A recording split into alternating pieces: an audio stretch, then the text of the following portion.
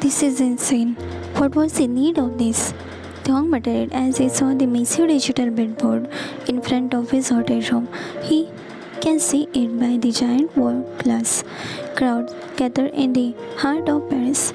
The iconic Celine billboard, one of the most watched faces in fashion, was ready to greet him in the headquarters. Suddenly, the screen in front of his room lighted up with a single name, Kim Thong.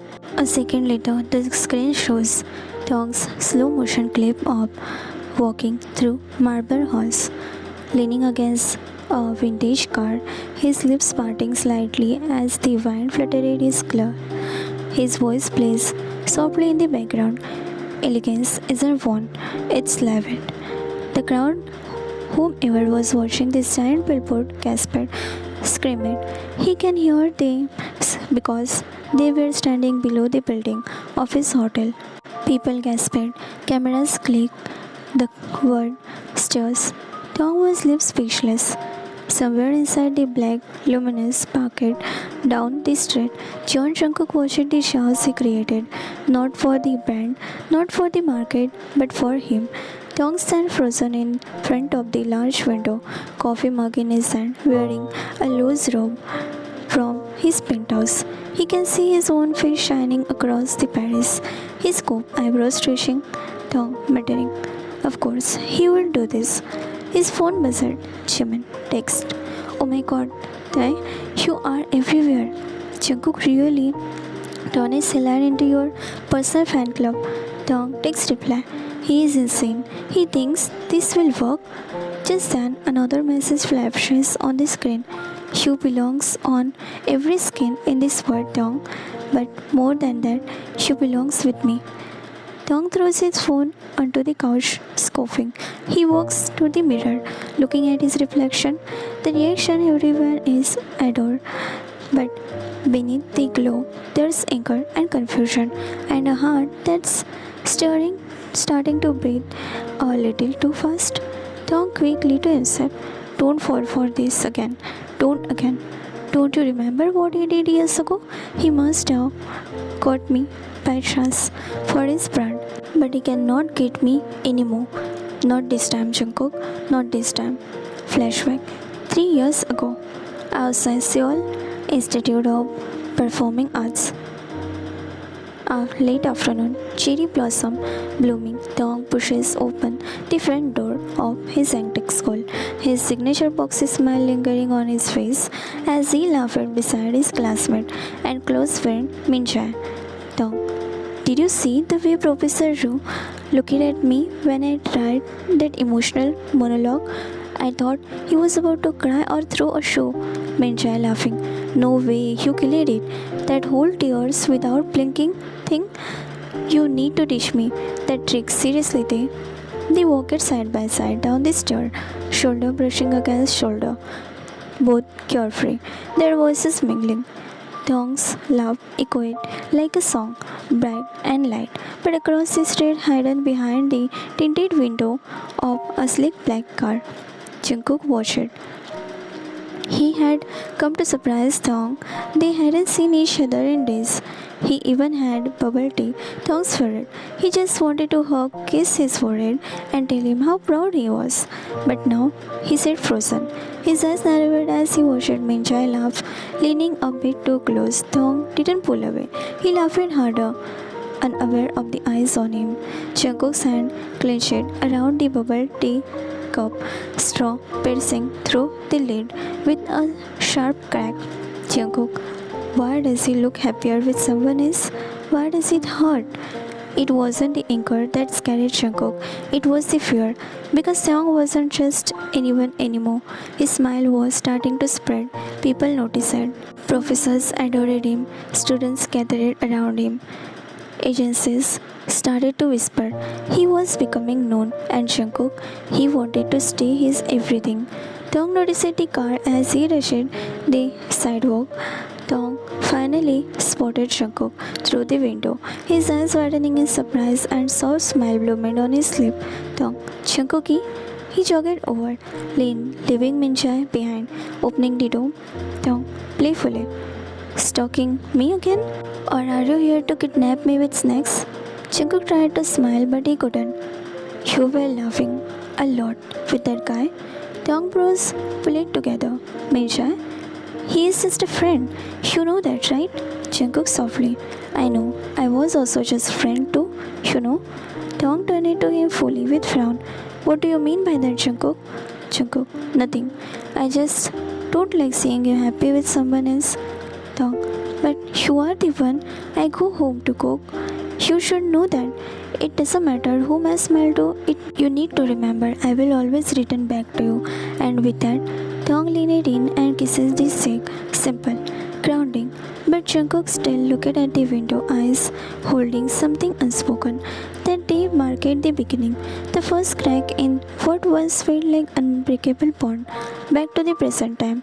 The chatter outside and the scent of designer color lingered in the air. Taeyong sat quietly in front of the mirror, fingers still gripping the edge of the vanity table. His mind was far away from the luxury. A single tear slipped down his eyes. Taeyong sobbed to himself. It started from that day. He wiped his tear quickly, saying, pulling himself together like he always did, always had to. Then he heard a knock on the door and door opened. As Seojun, his manager, stepped in holding the table. Seojun brightening. There he is. A global heartthrob, ready to conquer Paris again? Taeyong chuckled lightly, standing and stretching his arms. You are unusually happy for someone who is about to drag me through 5 locations in heels? Surgeon smirked. Can't I be happy that you are finally getting the treatment you deserve? Even if it's not from the company, at least Celine is treating you like a prince. Taeyong raised an eyebrow. What does that mean? Celine treats me like a prince? Am I missing something? Surgeon looked away, lips curling into a knowing juicy secret. Surgeon, I mean they do love you, and not just professionally. Taeyong, what? What does that mean? Who are they? Surgeon cutting him off. I will let you, but not you. Come on. We need to head to the car. There's a surprise waiting for you. Taeyong blinked at him, confused. You know I hate surprises. Surgeon, smiling. You will like this one, I promise. Just trust the process. Taeyong sighed, grabbing his long coat and wearing sunglasses. He doesn't want people to notice he had cried.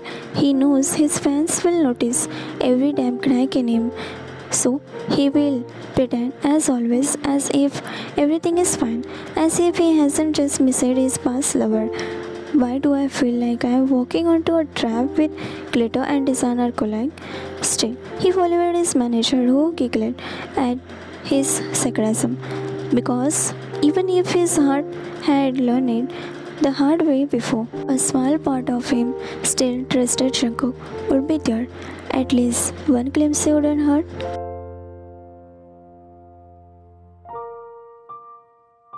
Raindrops gently tapped on the glass of black-tinted luxury SUV. Jungkook sat still, staring out of the window at the distant light of the private event venue, earpiece in his ear. Planner, through the earpiece. Yes, Yeonshi, the costume light is done. The flowers are set, the stage is clearing, and the monologue is glowing just like you wanted. For the 100th time, yes, everything is ready. Jungkook reached his jaw, bouncing his leg impatiently. And the table centerpiece? I told you, I want black orchid and nothing else. No mix-up like Milan. Planner, sighing. Black orchid, crystal bases, spotlight, relax. I am Paris #1 event planner, not some black alley decorator. Jungkook leaned back, fingers tapping on the car seat arm. He noticed everything, even the smallest thing. Passenger seat. Hoseok, his assistant, wearing a stylish coat, table in hand. Hoseok, watching Jungkook with an amused expression. Hoseok, you have done Celine event in 7 countries. Jungkook, never, not once. Have you gone this insane over any ambassador? Not even when you launched with Dior Princess in Milan? Jungkook didn't answer right away. His eyes remained locked on the entrance. He stays silent. Then memory flashes in the back of his head. Flashback. 9th grade classroom, spring afternoon. The classroom was sunlit and halfway empty, students yawning as the teacher's voice roared question on the board. Dust particle floating lazily in the warm sunlight that slipped through the window. At the very back of the room, two boys sat side by side. Tong, with messy brown hair and bright eyes, had his chin resting on the desk, his fingers gently tracing over the folded magazine page a photo of Eiffel Tower, torn and worn from being kept too long. Shankuk seated beside him tilted his head, noticed the soft smile tugging at Tong's lip. Shankuk, curious, whispering, "You really like that tower, hmm?" Tong didn't look away from the photo. His voice was soft, dreamy. "It's my dream. One day, I will become a superstar. I will travel the world, do big things. But no matter where I go, I will always come back to Paris." He buzzed, eyes lingering on the picture like it was sacred. "Because the Eiffel Tower holds my heart." That line, something about the way he said it, pure, stuck Shankuk right in the chest. Like something just settled inside him quietly, permanently. He looked at Tong again, the soft smile, the glimpse of the dream, and in that moment, John Jungkook made a vow silently in his head. "One day, I will give you a surprise show in front of Eiffel Tower. I will kiss your forehead, then your cheek and your lip, and I will make sure the world watches your dream comes true." But before he could dream further, Tisha, from the front, came Tong, John Jungkook. "Are you two paying attention or planning an European vacation?"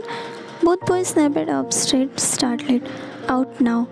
The students started giggling as Tong groaned and grabbed his bag. Tong whispering as they walked out, "Great. Now my dreams start with detention." Jungkook smiling, nudging him. "Then we are already halfway there?" And just like that, two boys laughed under the hallway light, unaware that one dream had just slipped into another heart. Back to the present time. "Hoseo, you okay?" Jungkook swallowed under his breath, because this time I want him to feel like the world bends for him. Plana through the earpiece. "Boss, are we a go?" Jungkook, quietly determined. "Light it up. Let Paris know who Kim Tong is."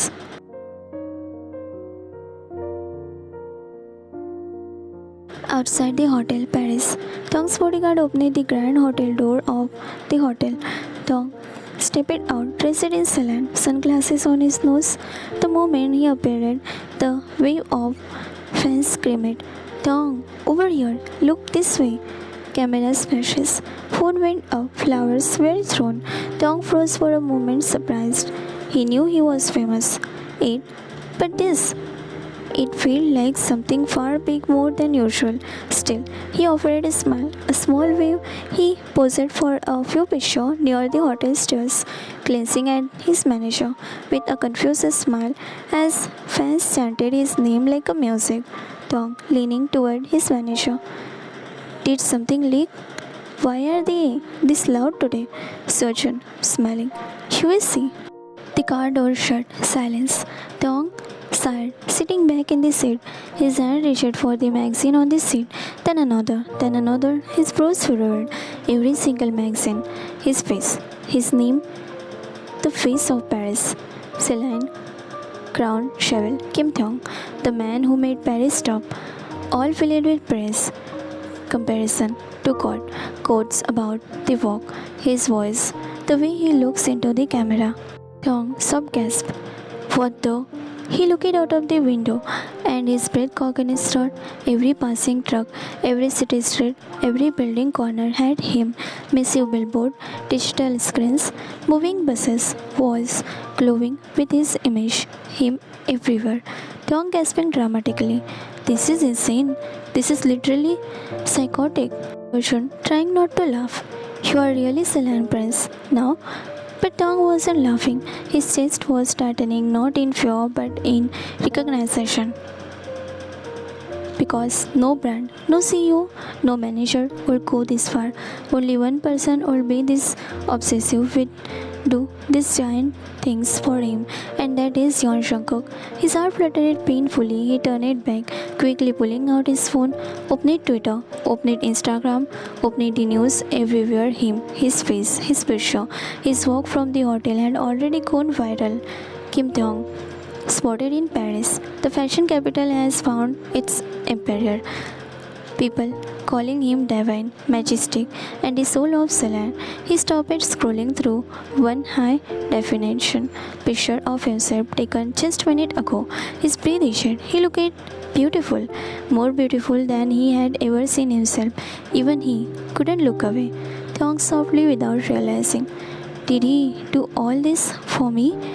And then a small, traitorous smile curling on his lip just for a second before he stopped himself, pressing his lips onto the line. Tongue whispering, scolding himself. No, no, don't let your heart flutter. Stay rooted. Don't fall again. But deep inside, a little piece of him had already cracked, and a quiet, guilty question popped in his mind. Will I be seeing him today?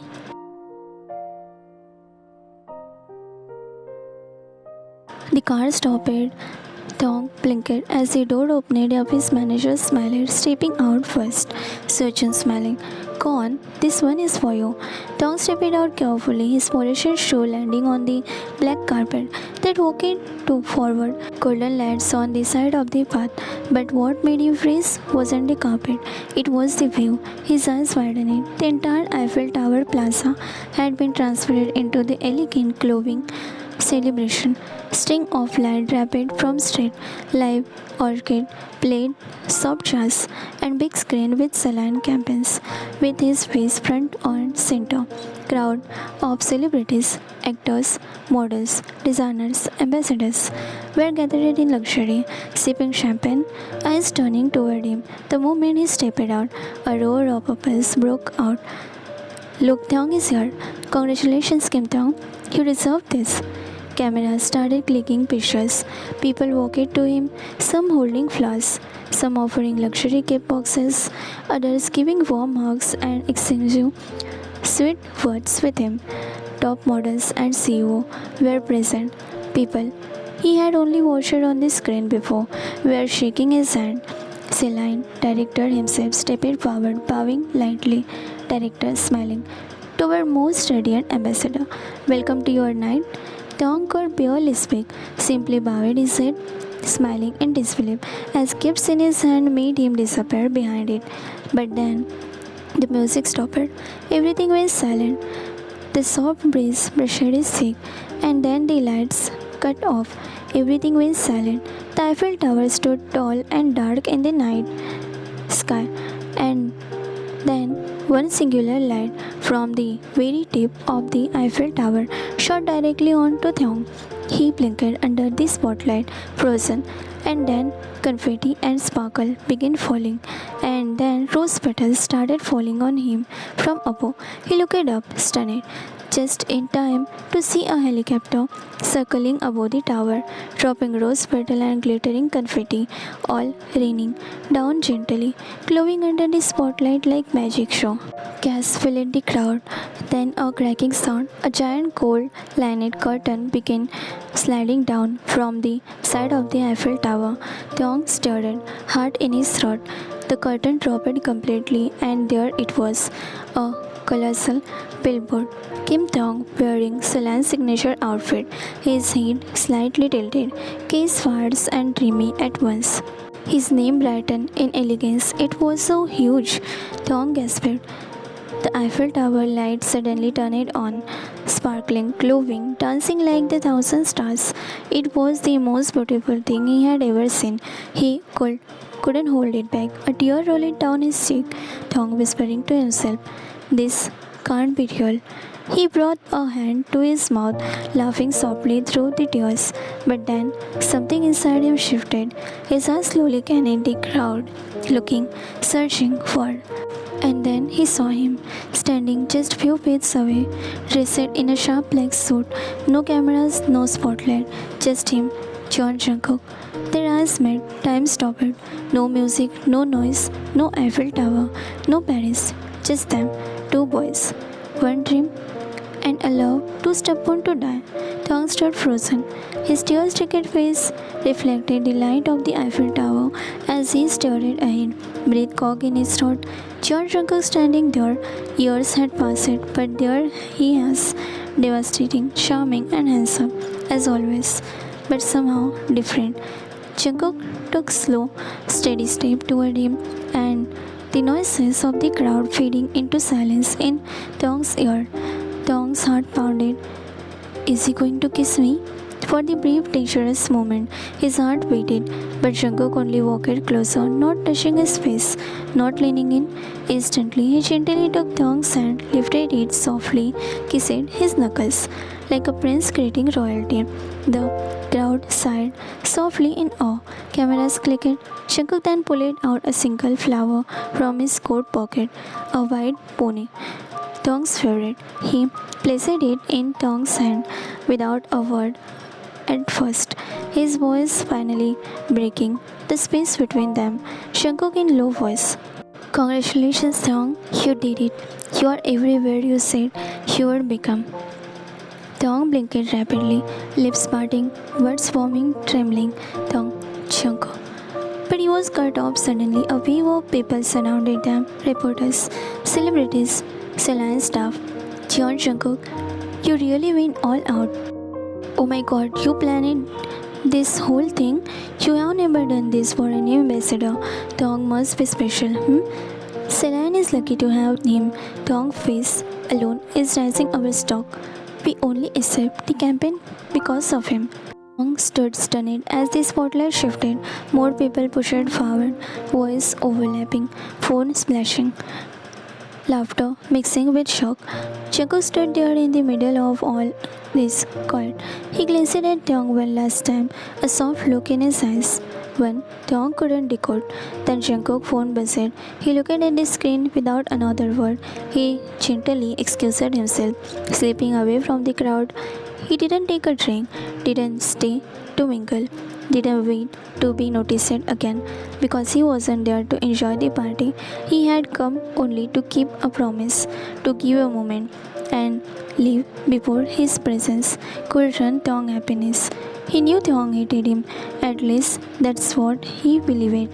What he didn't know was that Thong stood there, clutching the flower tightly than anything in his life, his eyes silently following Jungkook's returning figure, heart whispering, "Don't go."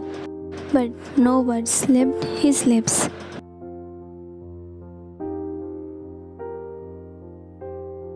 Jungkook opened heavily, finding it hard to breathe as he sat inside his car. He sat in the backseat, hands clenched tightly on his lap, his chest rising and falling. He had held it in through the light, through the spacious, through the knuckles kiss, through Thong's kiss. He had smiled, bowed, congratulated. He kept all it inside him, but now it cracked. He gasped, sharp, shallow, like someone who had been drowning and finally found a surface. A sob escaped from his throat. He pressed his hand against his chest as if to physically hold his heart together. Jungkook barely whispered, "Drive home to my mom's place, please." The driver nodded silently and drove into the quiet street of Paris. Jungkook reached over and pulled the window open, letting the cold wind hit his face.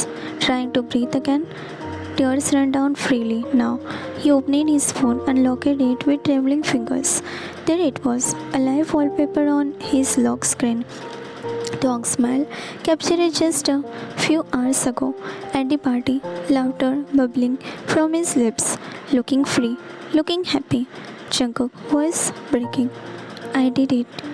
He let his head rest against the cool glass of the window. "I made your dream come true, the Eiffel Tower, the spotlight, the people cheering your name." Another sob slipped out. He smiled sadly, eyes still glued to Thong's picture. "I made you happy." He stared at the screen for the few more seconds. Then slowly, he locked the phone, closed his eyes, and let his tears fall silently again. This time, no, not for regret, for guilt, but for love, the kind that gives everything and stays in the shadow.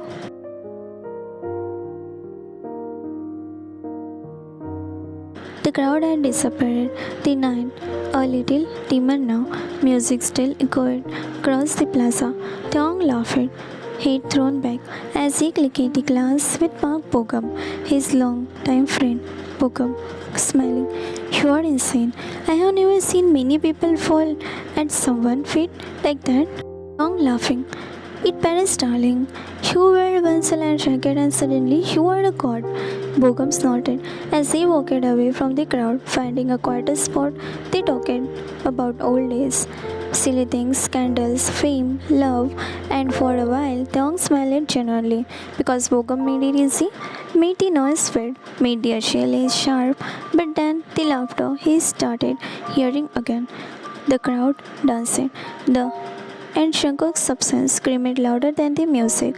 Tong looked around, empty champagne glasses, waiting flower bouquet, but no Shankuk, only the memory of him kissing his knuckle and leaving without even staying to see his smile. Tong quietly to himself. He left. He grabbed another drink, then another. Bogum, concerned. Tai, slow down. Tong smiling so wide. Why?